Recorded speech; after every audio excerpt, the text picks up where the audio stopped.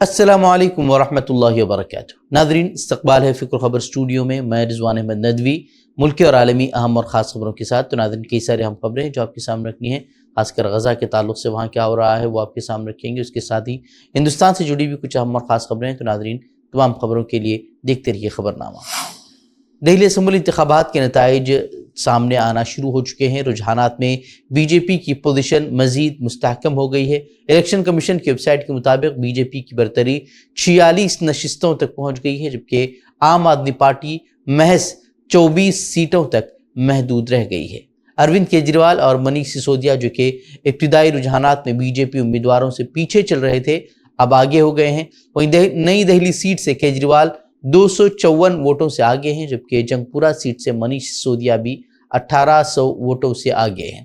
وہیں دہلی کی مسلم اکثریتی سیٹ پر غیر متوقع طور پر بی جے پی امیدوار آگے چل رہے ہیں۔ یہاں پر عام آدمی پارٹی کے امیدوار امانت اللہ خان پیچھے ہیں۔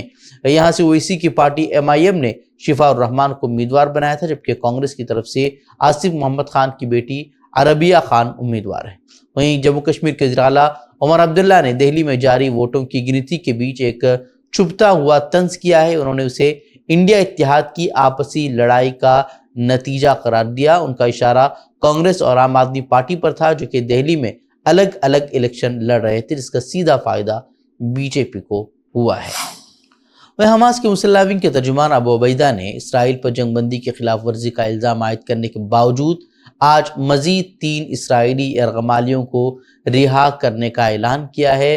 غزہ کی میڈیا آفس کے مطابق آج 3 اسرائیلی یرغمالیوں کو رہا کیا جائے گا اور اسرائیل ان کے بدلے میں 183 فلسطینیوں کو رہا کرے گا، جن میں 18 قیدی عمر قید کی سزا کاٹ رہے ہیں، 54 ایسے ہیں جو کہ طویل سزا کاٹ رہے ہیں، جبکہ باقی 111 وہ لوگ ہیں جنہیں غزہ جنگ کے دوران حراست میں لیا گیا تھا۔ قیدیوں کی رہائی کو لے کر حماس نے اسٹیج بھی سجانا شروع کر دیا ہے اور لوگوں کی ایک بڑی تعداد جو ہے وہ وہاں علاقے میں دیکھی جا رہی ہے۔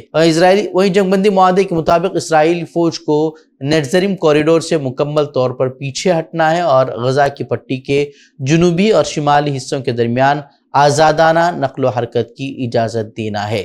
حماس کے ترجمان نے اپنے بیان میں یرغمالیوں کی رہائی کے اعلان کے ساتھ اسرائیل پر جنگ بندی کی خلاف ورزیوں کا الزام بھی عائد کیا۔ انہوں نے کہا کہ اسرائیل خوراک اور انسانی امداد کی ترسیل میں رکاوٹ ڈال رہا ہے اور اس کے ساتھ ہی بھاری مشنری کو غزہ میں داخل ہونے سے روک رہا ہے۔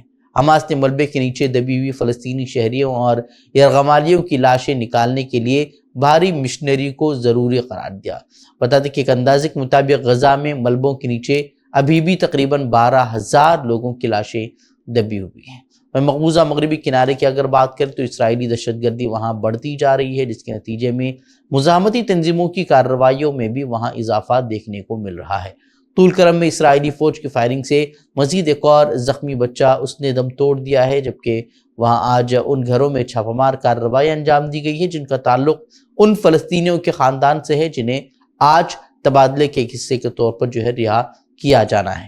وہیں القصام بریگیڈ نے طول کرم شہر کے جنوبی اور مشرقی محلوں میں اسرائیلی فورسز پر گھات لگا کر حملے کا دعویٰ کیا ہے۔ ان کے مطابق 20 اسرائیلی فوجی ان کے حملے میں زخمی ہوئے ہیں۔ اسی بیچ امریکی صدر ڈونلڈ ٹرمپ نے اقتدار سنبھالنے کے بعد ایران پر پہلی پابندی کا اعلان کر دیا ہے۔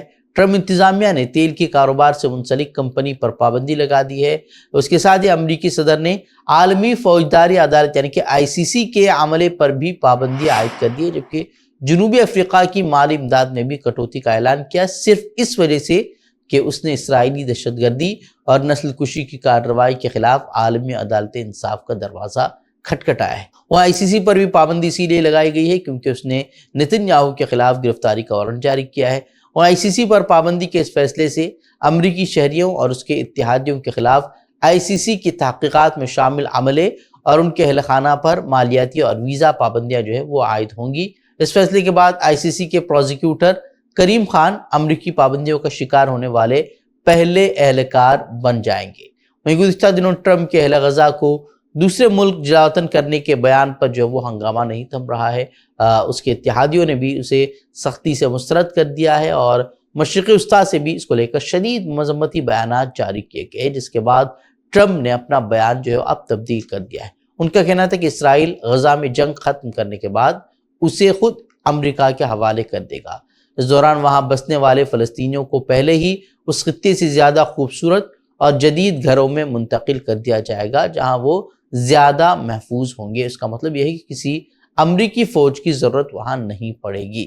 ٹرمپ کے بیان پر سعودی عرب کی انٹیلیجنس ایجنسی کے سابق ڈائریکٹر جنرل ترکی الفیصل نے اسے آئینہ دکھاتے ہوئے کہا کہ اگر اہل غزہ کو منتقل کرنا ہی ہے تو پھر انہیں واپس ان کے پرانے گھروں یعنی کہ اب جہاں جسے اسرائیل کہا جاتا ہے وہاں انہیں بسایا جائے اور انہیں اپنے علاقے کا مالک بنایا جائے۔ انہوں نے صاف لفظوں میں کہا کہ غزہ کا علاقہ اہل غزہ کا ہے، اسرائیل نے جو گھر تباہ کیے ہیں وہ بھی ان کے گھر ہیں اور ان گھروں کی تعمیر ایسے ہی کی جائے گی جیسے اس سے قبل اسرائیلی وحشیانہ کارروائیوں کے بعد کی گئی تھی۔